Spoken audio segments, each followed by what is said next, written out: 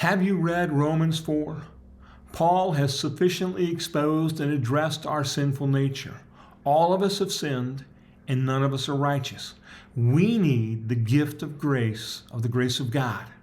What is true today was true in the time of Paul. Our culture and theirs holds to the notion that we can work our way out of sin by what we do. Paul uses Abraham, the highly regarded father of the nation, to show us that faith was the key in the Old Testament as it is in the New Testament. Paul uses the promise of a child for Abraham and Sarah to illustrate Abraham's faith. We're going to read here in Romans chapter 4, verses 18 through 20. He believed, hoping against hope, so that he became the father of many nations according to what had been spoken. So will your descendants be. He did not weaken in faith when he considered his own body to be already dead, since he was about 100 years old, and also the deadness of Sarah's womb.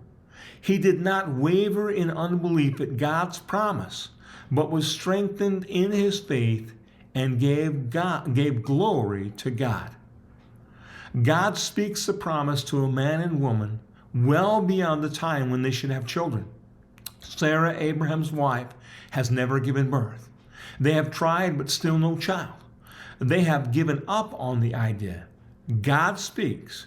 And rather than look at all of the knowledge of the day that would say that would be impossible, all of the experiences of those around him, Abraham instead chose to have faith in the promise of God, and Isaac would soon be born. How many times in our life has the promise of God seemed impossible? Education and common sense and those around us lead us to doubt or cause us to doubt.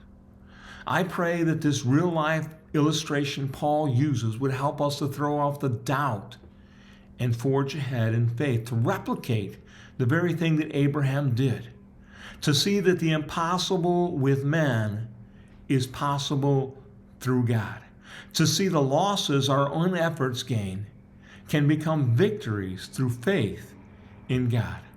Keep reading, encourage others to read, and expect to find more gems to help us live like Jesus. Thank you.